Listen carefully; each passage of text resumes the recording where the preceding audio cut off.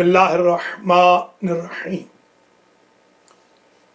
الحمدللہ والصلاة علی اہلہا اما بعد برادران و خواہران ایمانی بالاخص علماء و طلبہ، ہماری گفتگو دورۃ الخارج للفقہ میں کتاب الخمس کے درس نمبر 32 تک پہنچ گئی۔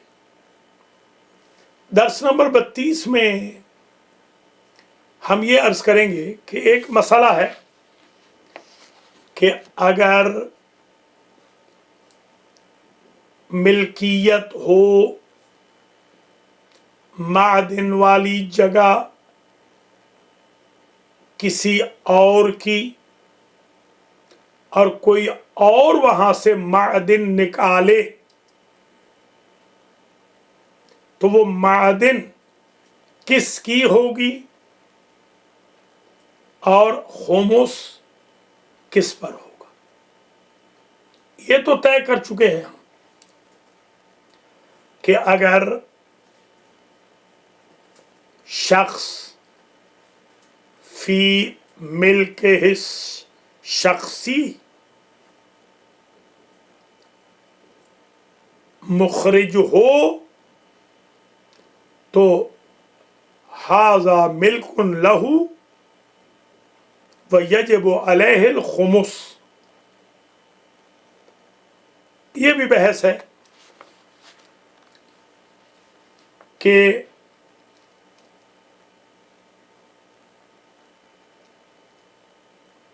غیر جب نکالے گا تو مالک پہ واجب ہوگا خمس،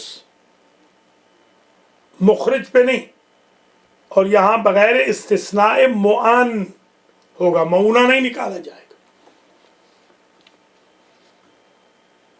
اگر مخرج یا مستخرج خود ہو تو لا شک ولا باس کہ اس پر خمس واجب ہے۔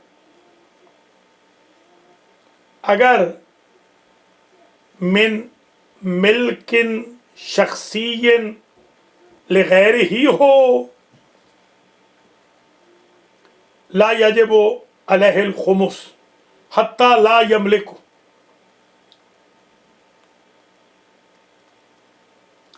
قدماء یہی فرماتے تھے معدن بھی مالک کی، خمس بھی مالک کا، اذا بلغ 20 دینارا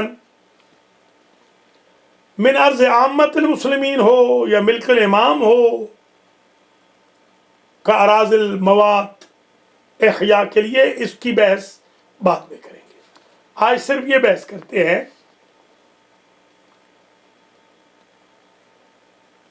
صاحب جواہر نے، صاحب مدارک نے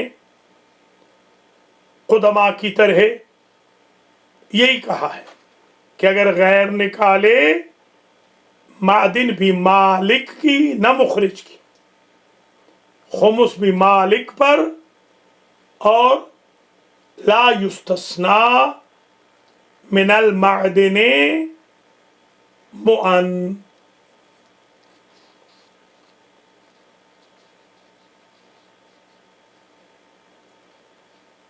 ثمرۃ النزاع یہاں پہ ہے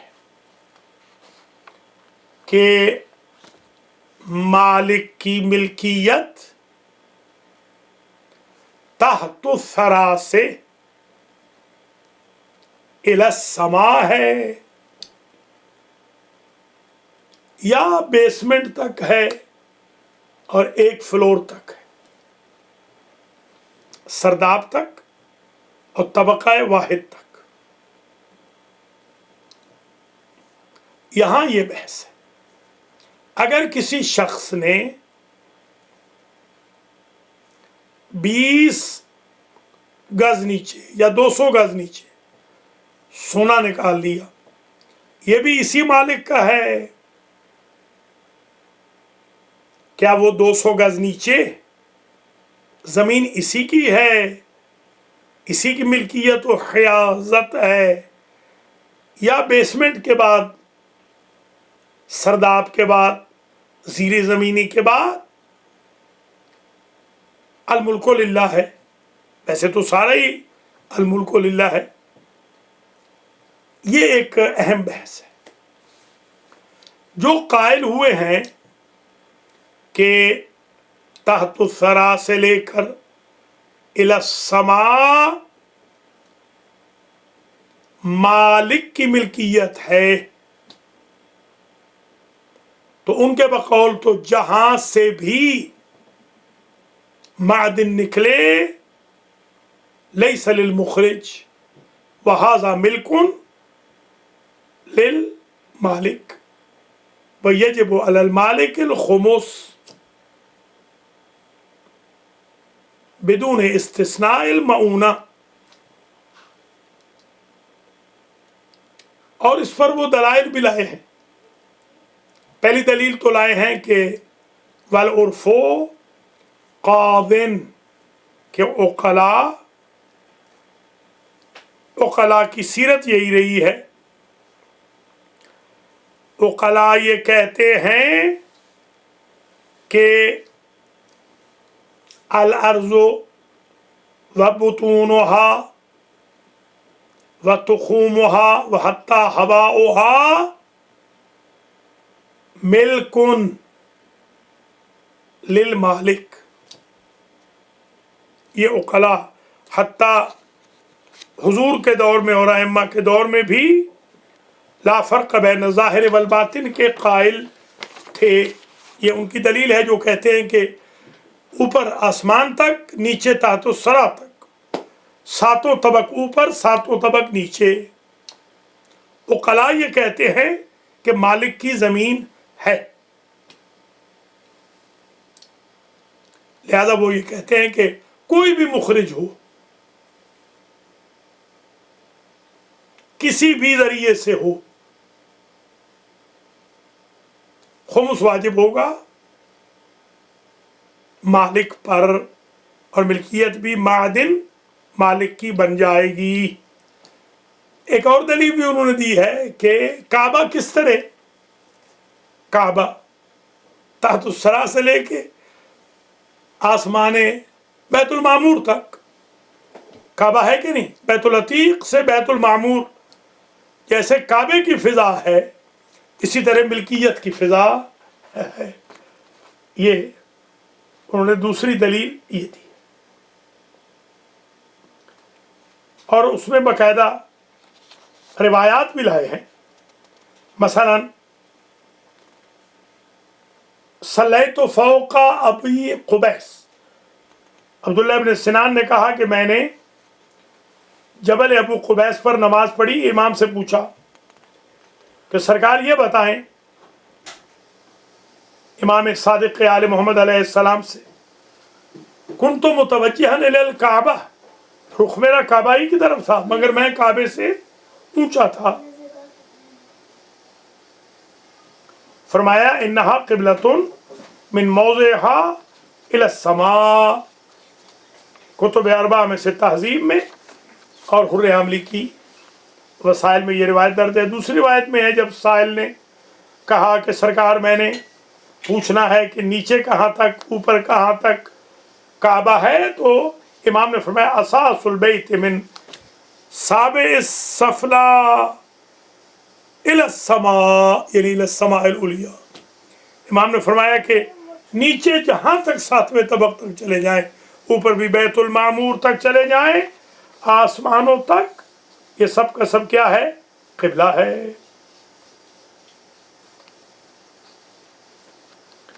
اس کا جواب دیا گیا، اور سب سے اہم جواب الامام الخوئی نے دیا،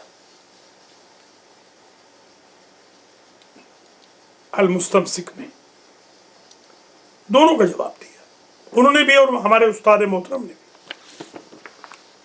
جو ہمارے استاد نے جواب دیا تھا پہلے وہ سن لیں، وہ مماثل ہے بلکہ تقریباً شبیہ ہے۔ ان کا ارشاد یہ تھا کہ تمسک الی السیرت، یعنی سیرت العقلائیہ علی تبعیت الارض، غرض کیا ہے؟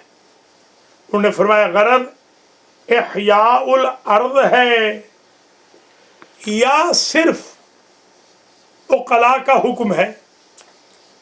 اگر تو احیاء الارض ہے تو احیاء الارض میں کیسے ہوتا ہے؟ مواد کی زمینوں میں جو بھی کرتا ہے اسے آباد، وہ اس کا مالک بن جاتا ہے،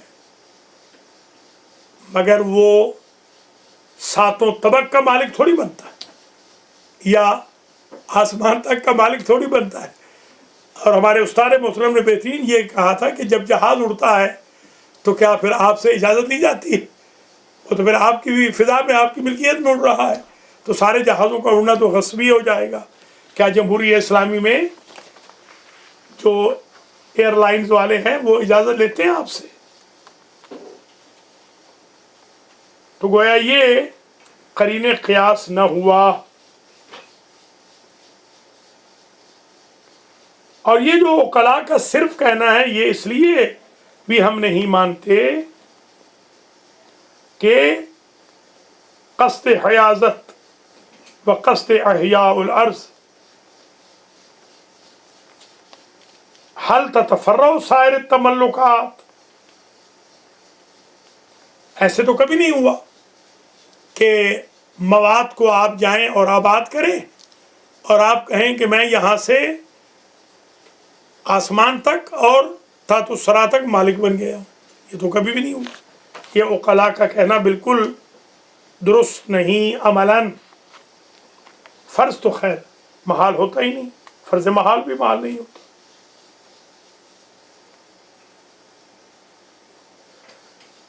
جو سیرہ عقلائیہ ہے وہ یہ ہے کہ ظاہر اور وما شابہ ظاہر تک وہ ملکیت ہوگی۔ جیسے بڑے شہروں میں اپارٹمنٹ فلیٹس کس طرح بکتے ہیں، وہ فلیٹس بک ہی نہیں سکتے اگر ساری ملکیت ایک بندے کی ہو جو گراؤنڈ فلور والا ہے۔ اس کا مطلب یہ ہے کہ زیادہ سے زیادہ ایک فلور اوپر، زیادہ سے زیادہ ایک بیسمنٹ زیر زمینی کی مقدار نیچے۔ یہ عقلاء یہ کہہ سکتے ہیں کہ یہ عرفاً ملکیت میں شامل ہے، نہ ساتویں طبق تک اور ساتویں آسمان تک۔ اور ہمارے بزرگان نے جواب دیا کہ استاد محترم نے کہ یہ جو آپ نے کہا کعبہ کی بحث کی، بیت اللہ کی، اور دو روایتیں بھی لے آئے، یہ تو قیاس مع الفارق ہے۔ قبلہ و کعبہ کا حکم الگ ہے، اس کے علاوہ کوئی مثال لے آئیے۔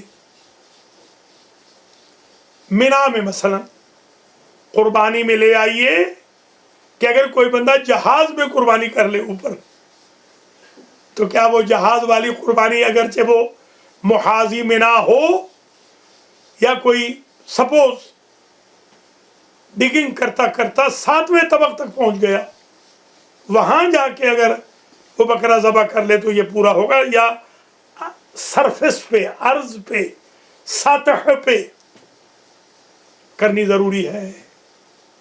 یہ قیاس مال فارق ہے۔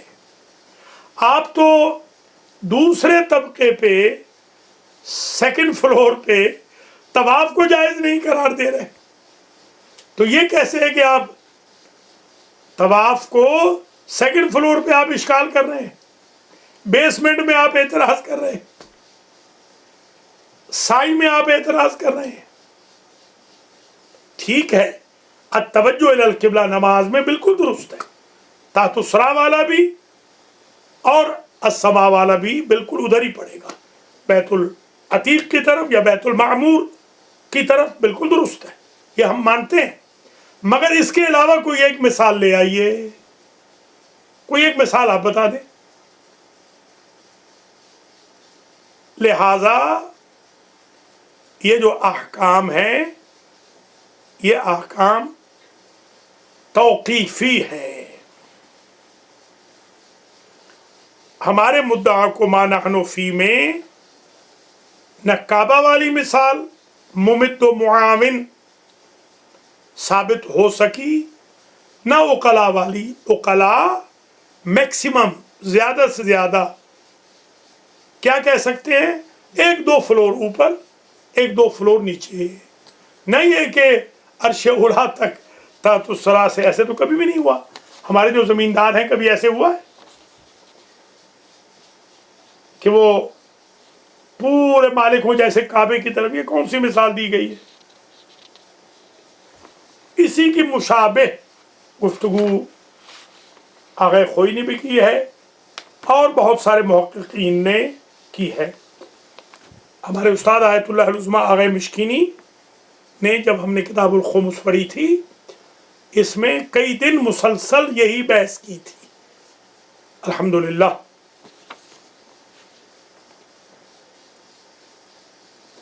तो खुलासतुल कलाम ये हुआ कि तमलीक, हियाजत, वुजूबुल खुमुस बिस्तिस्नाइल मुअन और कब्जा अखद किसका होगा? जो मालिक है। कहां तक? उर्फी उलूफ और उर्फी सुफूलियत तक। काबे की मिसाल या उकला के इजमा की मिसाल काबिल कबूल न हुई। वल क़द्रुल मुतयक्कनो उर्फन ज़ाहिरुन कसरदाब कलबेर मसला व ताबिक़िल अव्वल अविस्सानी लैसा शामिलुन लिग़ैरिल उर्फ़ी मिन तहत सरा इलल अर्शिल उला।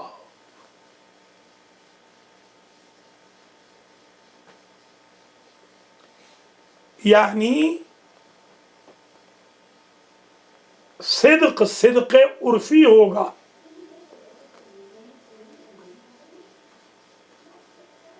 और यही उर्फ़ी है, ना हकीकी। यहां पर यानी तहतो फ़ौक़ सुफूलियत उलूफ़ कहा जाएगा कि ये फलां साहब की मिल्कियत में आसमान अव्वल तक जमीन जा रही है, कहा जाएगा, उर्फ में नहीं। तो उर्फ उकला को बातिल कर रहा है। बिल हकीकत हम समझते हैं कि बिल हकीकत भी वो सारी फिजा का मालिक नहीं। बस सिर्फन फजलन अला ज़ालिक, हम तो ये भी कहेंगे कि ये जो रिवायत है, ये रिवायत भी ज़ईफ है। जब रिवायत ही ज़ईफ है तो बात ही ख़त्म हो गई। उलूफ़ और सुफूलियत मिल्कियत का बाइस ना होंगे।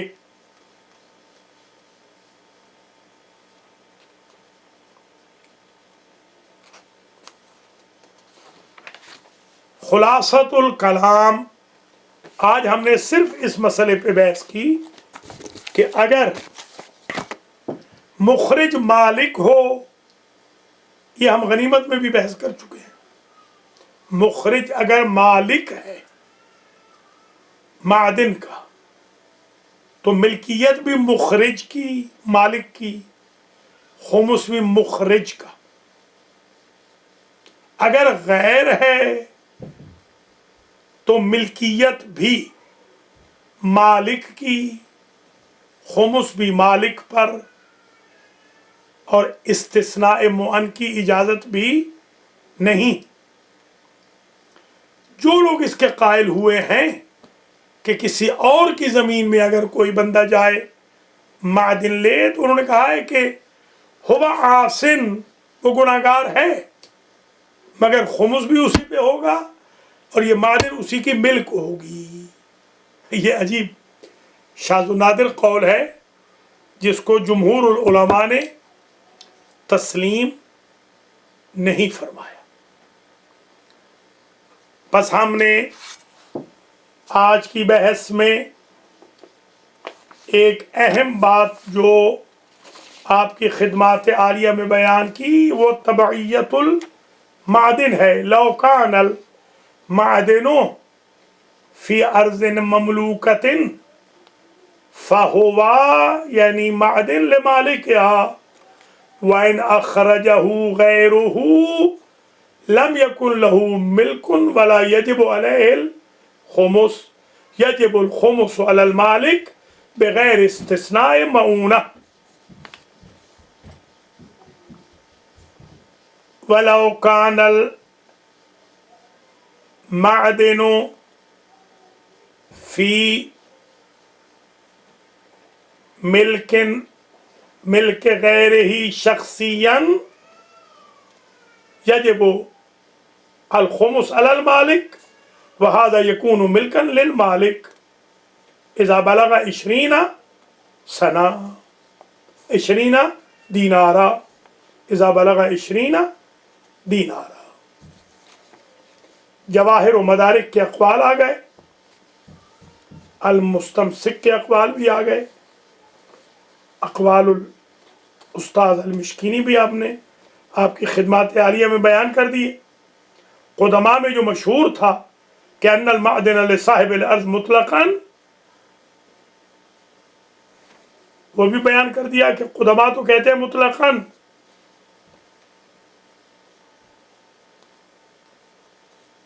صاحب عرض کے لیے لیس للمخرج والمستخرج.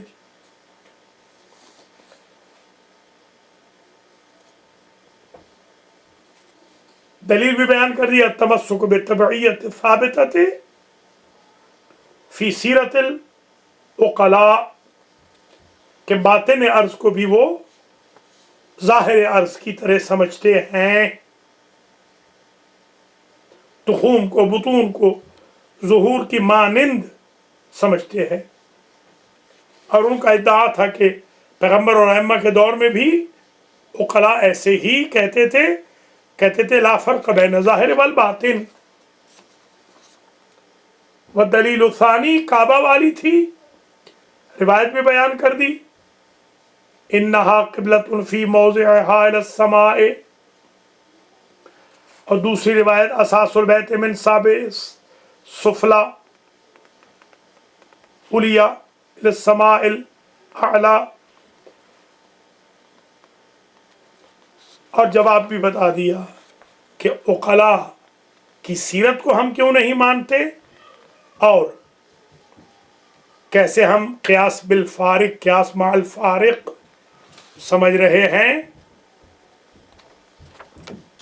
کعبے والی بات کو. اور پھر یہ بھی بتا دیا کہ زیادہ سے زیادہ عرفاً عقلاء کہہ سکتے ہیں کہ عرفاً جو علو شمار ہو عرفاً اور جو سفولیت شمار ہو عرفاً وہ مالک کے لیے ہو. جیسے اگر ایک یا دو زیر زمینی کے بعد کوئی چیز ملتی ہے تو وہ مخرج کے لیے ہوگی نہ مالک کے فوق کے لیے. یا ہوا میں اڑ کے بھی یہ بھی کہہ سکتے ہیں آپ. دیکھیے جہاز نے سونا اور چاندی پھینکا مثال کے طور پر، اوپر سے آ گیا تو آیا وہاں پہ جہاں پر زید کی ملکیت ہے، تو یہ سونا اور چاندی اس کا ہوگا جس نے لیا، یا اس کا ہوگا جس کی زمین ہے طابق اول طابق ثانی، حالانکہ اس نے مثلا طابق تاسع سے لیا ہے مثلا. تو علو اور سفولیت جو عرف میں قابل قبول ہو اس کو تو وہ مانتے ہیں، یعنی ہمارے استاد محترم، باقی کو نہیں مانتے. ہمارا مبنا بھی یہی ہے کہ الی السماء یا الی سدرۃ المنتہا تک یہ قول ہمارے سمجھنے سے باہر ہم قاصر ہیں، لہذا عرف قضاوت کرے گا. عرف میں جتنی اوپر آج کل عام طور پر زمین کو ملکیت میں سمجھا جاتا ہے 1 یا 2 فلور، اور زمین میں بھی 1 یا 2 जेरे ज़मीनी वहाँ तक तो ठीक है। किसी ने नीचे वो क्या कहते उसको, सल लगाते हैं, किसी ने नीचे नकब लगाई, वो नकब जो लगाते हैं, चोर जो लगाते हैं, चोर लगा के जो जाते हैं, घुस जाते हैं अंदर, नकब, किसी ने नकब लगाई मिसाल के तौर पर 200 गज नीचे, और उसे वहां से मसलन सोना मिल गया, तो क्या ये उस मालिक का होगा? उसका हरगिज नहीं होगा। हमारा मबना ये है। या उलूब में से कहीं से आ गया तो हम ये थोड़ी कहेंगे कि अगर मसलन 1000 फुट ऊपर से किसी ने फेंका है जहाज ने, ये भी मालिक साहब का होगा। इससे हम समझने से कासिर हैं। हमारा यही कहना है कि उर्फ में जितना उल्फ सफूलियत है, वहां तक जो माल हो, खुद निकाले या गैर निकाले, वो मालिक का, और उस पर खुमुस भी वाजिब होगा, मिल्कियत भी उसी की होगी, और इस्तिस्ना मऊनत की उसे हासिल नहीं होगी। जरा गौर कर ले, आप कल भी अर्ज किया था कि कितने मुश्किल मसाइल हैं खुमुस के, और हमारी कौम है, मजाल है कि वो तवज्जो भी दे। बड़े बड़े फुज़ला, अपने आप को दुनिया के बड़े बड़े फाजिल समझने वाले, बड़े बड़े हुज्जाज, एक साहब मुझे कहने लगे मैं 48 मरतबा का हाजी हूँ। मैंने कहा खुम्स कितनी मरतबा दिया है? कहेंगे वो तो मुझे मालूम ही नहीं। इसलिए हमारे उलमा को चाहिए कि अपनी कौम में खुमुस का शऊर बेदार करें। जो कौमें खुमुस की पाबंद है, बगैर नाम लिए अर्ज कर रहा हूँ, सारी दुनिया भी उनके साथ बाइकाट कर ले। वो सफ़े हस्ती से मिटते ही नहीं, बल्कि सबसे ज़्यादा मुअज़्ज़ज़, मुकर्रम, मोहतरम रहते हैं।